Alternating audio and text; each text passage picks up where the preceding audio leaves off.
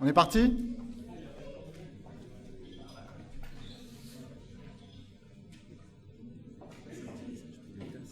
Oui. Ok. Eh ben on est parti. Bienvenue. Oh là, ça va, il y a du Larsen. Voilà. Bienvenue à toutes et à tous pour cette 5e édition du DevFest Perros-Guirec. J'ai l'honneur d'être le président de l'asso cette année et donc il me revient la dure tâche de prendre la parole. Chaque année, on fait cette édition, on organise cet événement. C'est un grand plaisir de vous retrouver. Chaque année, c'est un moment où on réunit la communauté et c'est le moment de l'année pour l'asso et on est très fiers de cet événement.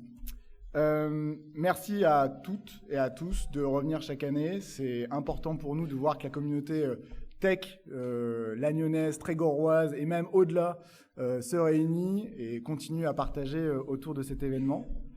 On voulait remercier en particulier notre sponsor EcoCompteur. Merci beaucoup, c'est EcoCompteur qui nous permet de financer cet événement, faire en sorte que ça soit un événement confortable, convivial, pendant lequel il va se passer plein de trucs. On a également des sponsors, des partenaires institutionnels, et on les remercie également. C'est aussi pour ça que cet événement vit et on anime, c'est un peu donnant-donnant, on anime le territoire et ils soutiennent cette démarche. Merci beaucoup. J'espère que ça continuera encore des années et des années. Pour rappel, on est une association de loi de 1901, on s'appelle Code d'Armor, jeu de mots, hein, voilà, Code d'Armor. Et nos 3 valeurs, c'est apprendre, partager, rencontrer. L'objectif, c'est de créer des événements pour faire en sorte que la communauté tech autour de Lannion, Perros, le Trégor en général, se rencontrent et apprennent ensemble. On est une équipe de bénévoles. Je voulais les remercier également parce que c'est grâce aux bénévoles que cet événement a lieu. On a accueilli au sein de l'équipe d'Orga 3 personnes cette année et on est très fiers de les accueillir. Jérémy, Flora, Kéline, qui nous ont également aidés à organiser cet événement. On a des nouveautés cette année, d'accord ? On a des nouveautés cette année. On voulait un peu mettre le plein phare dessus. On a une boutique. Alors pourquoi on fait une boutique ? Pour gagner de l'argent ? Non, pas vraiment en fait. C'est vendu à prix coûtant. C'est surtout parce qu'on a envie de partager la marque DevFest, Perros-Guirec. On a envie de faire en sorte que la communauté se reconnaisse, se soutienne. Et on a mis l'accent en particulier pour choisir un fournisseur qui fait attention à ses produits. On est particulièrement fiers des designs et de ce que ça donne. Si vous regardez, il y a peut-être certaines personnes dans l'organisation qui portent, les t-shirts, etc. Je ne sais pas, vous regarderez. Dans tous les cas, on les a éprouvés et c'est plutôt de bonne qualité. On a également 2 autres nouveautés. Vous avez vu les gommettes à l'entrée. L'objectif, c'est que on se dise un peu plus des trucs via les badges, faire en sorte qu'on se reconnaisse ou on ouvre des discussions. On a cette mission de créer les rencontres. Donc c'est un truc important. Dernière chose, cette année également, on a également des stickers. Voilà. Et il y en a 4 à collectionner. D'accord ? C'est attrapez-les tous. Voilà, il y a 4 stickers à collectionner. Si vous avez un, vous les avez pas les 4. Donc n'hésitez pas à demander autour de vous pour faire des échanges. La prochaine édition, c'est le 2 octobre 2026. Je vous invite à la prendre note dès aujourd'hui dans votre agenda, à faire en sorte que 3 mois avant, à l'ouverture de la billetterie, vous soyez prêts.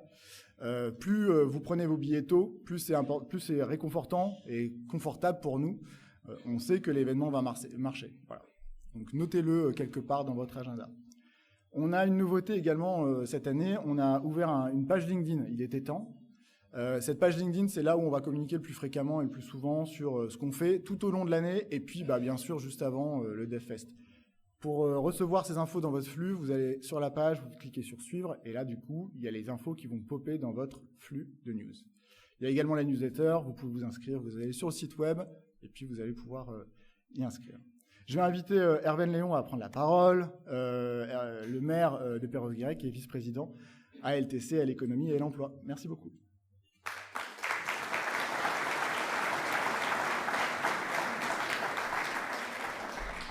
Bonjour à toutes et à tous. Ça fait plaisir de voir une salle pleine Et donc, nous sommes très heureux de vous accueillir à Perros pour cette 5e DevFest. Et elle est particulière cette année parce qu'il y a du brouillard. Les 4 précédentes, c'était de grands beaux soleils, mais ça va, rassurez-vous, vous allez pouvoir voir les Sept-Îles bientôt. Donc c'est une édition particulière. J'ai pas dû prendre le bon arrêté cette année pour que la météo soit au rendez-vous. Alors nous sommes heureux de vous accueillir pour la 5e fois pour vous une belle journée de travail, pour vous mettre dans les meilleures conditions. Donc il y en a certaines et certains qui étaient déjà présents, donc je vais peut-être me répéter dans mon propos d'introduction, mais c'est important de le faire, puisqu'ici vous êtes alors dans un monument historique. Ce bâtiment est classé depuis 2014, donc comme un bâtiment historique contemporain. Il a été classé en raison de son expression très maîtrisée du brutalisme architectural de la fin des années 60. Alors, il y a tout un programme, c'est un bâtiment complètement intégré et avec donc effectivement du béton, du granit rose et avec des rythmes particuliers. Et puis forcément, c'est un bâtiment qui a une ouverture sur nos 2 sites naturels, Ploumanac un peu sur la gauche et la réserve des Sept-Îles en face, et notamment l'île Rouzic, que vous ne devinez pas, c'est un peu. On la voit là, savoir où elle est. Et je fais toujours cette relation entre vous qui êtes dans la haute technologie, dans le développement, et nos sites naturels, parce que c'est important. Ce sont 2 marqueurs forts dans notre territoire, la préservation de nos espaces naturels, et puis cette technologie sur le Trégor, et ce qui fait aussi l'équilibre et la qualité de vie de notre territoire. Et notamment, vous qui êtes dans l'innovation, eh bien ici, à Perros-Guirec, nous avons des gens qui ont innové dans la protection de la biodiversité il y a très longtemps, puisque la première association loi 1901, en août 1901, a été créée ici à Ploumanac. C'est le syndicat artistique de protection des sites pittoresques de Ploumanac. Et à l'époque, c'était des habitants, des écrivains, des artistes, qui, au vu de l'urbanisation qui commençait à se faire sur la côte, l'utilisation même des rochers de granit rose pour la construction, se sont dit qu'il fallait maîtriser tout ça. Ils ont créé ce syndicat qui était en fait un précurseur du Conservatoire du littoral qui fête ses 50 ans cette année. Et donc ils ont même acheté des terrains pour éviter qu'il y ait des constructions. Et voilà comment est née cette association et qui nous a permis d'avoir ce site préservé, qui aujourd'hui est un site qui, notamment à partir de 1995, a été organisé pour éviter du piétinement. Et aujourd'hui, c'est un site référence en France en matière de gestion. Je suis vice-président de Rivage de France, les communes, les collectivités qui gèrent les sites du conservatoire. Et la semaine prochaine, on a un autre congrès à Fort-Mahon, dans la Somme. Et je témoigne, comme à chaque fois, sur la manière dont on gère notre site naturel. Nous sommes une référence en France en matière de gestion du site naturel.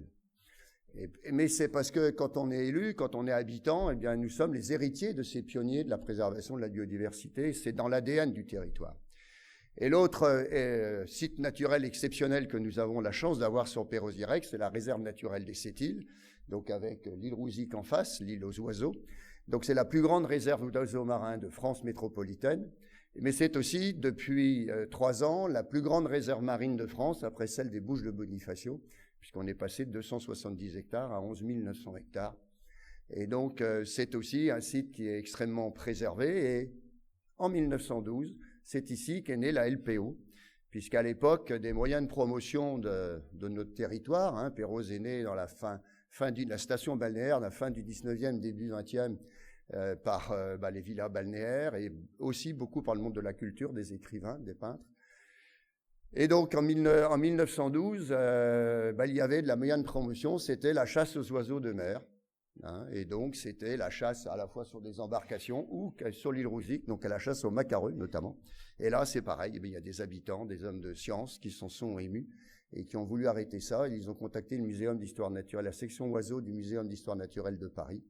Et c'est comme ça qu'est née la LPO en 1912. Et c'est pour ça que le symbole de la LPO, c'est 2 macareux, comme pour les DevFest, où c'est le macaru qui est le symbole de la... Voilà. Donc vous voyez, cette liaison, elle existe entre rien que sur la DevFest, sur le logo de la DevFest, entre ces sites naturels exceptionnels préservés et la haute technologie. Donc c'est un environnement formidable pour s'exprimer, pour y vivre. Et un certain nombre, là vous êtes étudiants, donc vous êtes pour beaucoup, mais d'autres vivent sur le territoire.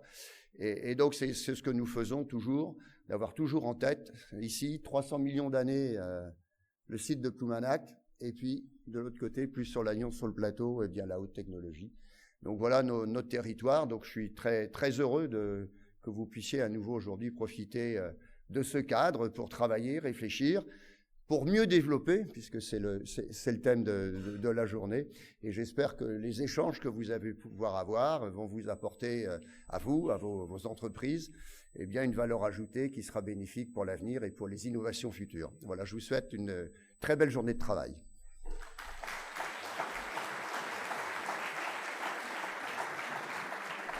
Merci. C'est les micros, moi je suis un peu plus petite. Alors j'ai la voix un petit peu enrouée, donc désolée, normalement ça devrait tenir jusqu'au bout.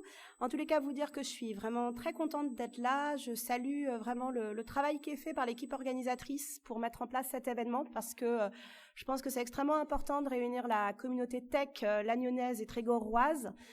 C'est un élément moteur de l'innovation. Et puis donc en tant que Technopole, nous on est là pour renforcer, faire émerger, animer l'innovation sur le territoire de Lannion-Trégor Communauté. Donc c'est vraiment une action extrêmement complémentaire et intéressante pour nous. Vous dire quelques mots sur la Technopole Anticipa. Donc nous, on fait de l'accompagnement à la création, développement d'entreprises industrielles ou innovantes. Donc si vous avez un projet de création d'entreprise dans le domaine du numérique, mais pas que, on traite d'autres domaines, n'hésitez pas à venir tester votre idée, venir sonder un petit peu l'opportunité autour de votre idée de créer une entreprise. Ce sera avec plaisir qu'on mettra en œuvre l'accompagnement nécessaire à la concrétisation de vos idées. Et puis, on anime aussi le territoire. Donc, on met en place un certain nombre d'événements autour de l'animation de filières. Et je voulais mettre en avant un événement en particulier. C'est celui de Hackin Trégor, qui est l'animation de la filière cybersécurité, qui est un domaine important et stratégique pour le territoire de Lannion, dont l'origine du savoir-faire et des compétences émerge à partir des télécoms, mais dont on veut renforcer et diffuser à l'ensemble des secteurs d'activité. Donc, Hackin Trégor, c'est le 23 octobre. C'est une journée un peu deux en un. C'est l'après-midi des conférences et un showroom, donc auquel vous êtes les bienvenus. J'ai distribué à Samuel tout à l'heure des affiches qui doivent être mises aux différents coins du palais avec un QR code si vous souhaitez vous inscrire. Et on organise pour la première fois, grâce au support de Nokia et d'Orange, un CTF, donc un Capture the Flag, qui aura lieu de 17h à 21h30 dans les locaux de l'IUT. Donc on vise à peu près 70 personnes. Aujourd'hui, on a une 50aine d'inscrits, donc il reste encore quelques places. Et la particularité de ce CTF, c'est qu'il est ouvert à tous. Donc même si vous n'avez jamais participé à un CTF, voilà, pas besoin d'avoir peur de se dire que c'est que pour les initiés. Non, au contraire, nous, on a voulu un CTF qui est ouvert à tous les niveaux, qui permet avec des challenges adaptés et puis des équipes mixtes avec des gens qui ont déjà participé et qui vont pouvoir aussi faire monter en compétence ceux qui n'ont pas participé par le passé. Et donc c'est ouvert aux étudiants, c'est ouvert aux salariés des entreprises. Le prérequis, c'est d'avoir un niveau en informatique et je crois d'avoir un PC Linux. Enfin tout ça c'est dit sur le site internet. C'est compliqué d'avoir un PC Linux ? Non, c'est pas compliqué. Donc voilà, c'est vraiment un événement important. C'est la première édition, ça se fait dans le cadre du Cybermois. Donc je pense que vous êtes la bonne cible à qui je dois en parler. Donc c'est pour ça que ça me faisait vraiment plaisir de pouvoir vous l'évoquer. Et puis un deuxième événement dont je voulais vous parler qui est Solutions for Good, qui est un challenge, un concours que l'on porte à partir de Lannion dans le cadre de la French Tech Bresse-Bretagne-Ouest et qui vise à faire émerger des projets de création d'entreprise. Et cette année, la particularité, c'est que c'est des projets de création d'entreprise à base d'IA et pour l'impact, donc dans l'intérêt de la société, répondant notamment à l'un des 18 objectifs de l'ONU. Donc si vous avez des idées en ce sens, n'hésitez pas, il y a des dotations financières à la clé pour les lauréats, il y a plusieurs prix et vous trouverez les informations sur notre site internet. Donc le dépôt des candidatures est ouvert jusqu'au 24 octobre, donc on serait ravis de voir émerger au sein de la communauté tech lagnonnaise de nouveaux projets. Donc voilà, n'hésitez pas si vous avez des embryons d'idées. L'idée c'est de vous aider aussi à le construire, il y a tout un parcours qui est prévu. Voilà, vous dire que je vais pas rester toute la journée parce que je pense que ça va dépasser mon niveau de compétence. Moi, je suis plutôt généraliste. On accompagne plutôt la stratégie de l'entreprise plutôt que de la technique. Mais en tout état de cause, je pense que voilà, vous allez découvrir, apprendre plein de choses, réseauter, et on est vraiment ravis que cet événement puisse avoir lieu en terre trégoroise. Donc, bonne journée à tous. Merci.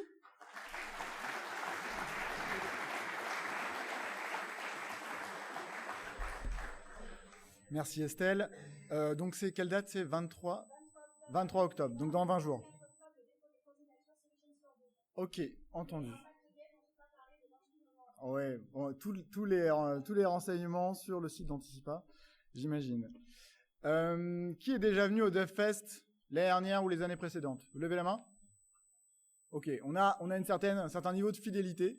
Merci beaucoup pour ceux qui reviennent. Bienvenue aux nouveaux. L'objectif de cette journée, c'est d'apprendre ensemble, c'est de partager. Chaque année, on choisit un thème. Et c'est important de choisir un thème parce qu'on a une salle, on a un track, et donc on veut concentrer les thématiques. L'objectif, quand on choisit un thème, c'est d'avoir une thématique très large et de pouvoir attaquer le prisme sous différents axes technologiques. Cette année, le thème, c'est un thème de revendication, presque. D'accord, dans ce climat social un peu agité. Le thème de cette année, c'est mieux développer. Vous l'avez vu, c'est pour ça que vous êtes là. Et on a choisi le line-up pour ça. On a eu 97 propositions de talk et on remercie tous ceux qui ont proposé leur candidature. Le choix a été difficile, forcément. Et donc, pour faire le choix, on fait un choix équilibré, à la fois du très très bon contenu, à la fois de la diversité, tant dans l'expérience de prise de parole que dans le genre, que dans le fait d'avoir des technologies différentes, voilà, différents prismes. Le programme d'aujourd'hui, à quoi il ressemble? Il ressemble à une keynote introductive par Alain, suivie de pas mal de talks. Vous avez déjà le programme, il est collé un peu partout, il est disponible sur le site web également. Donc je vous laisserai le consulter. Et on aura également une fermeture d'événement avec Frédéric Boucherie qui fera également une conférence plutôt piquante. L'objectif, c'est de savoir si vous écrivez du code sale. Voilà. Donc bon, j'imagine que non, hein, bien sûr, mais peut-être que si. Donc, votre avis nous intéresse. Il y a des QR codes un peu partout. Merci de nous donner. Chaque année, ça nous permet de nous améliorer. Voilà. Un truc important à noter, vous avez des tasses, des verres en verre, en porcelaine. C'est vraiment un engagement qu'on porte, on ne veut pas faire de jetables. Sodexo nous aide à faire ça, donc merci beaucoup. Gardez votre tasse, parce qu'on ne va pas faire la vaisselle toute la journée. Donc gardez votre tasse, s'il vous plaît, gardez votre verre, ça nous facilitera la vie, et à vous aussi. Je lance la journée, merci à tous, et je vous souhaite une très très bonne journée.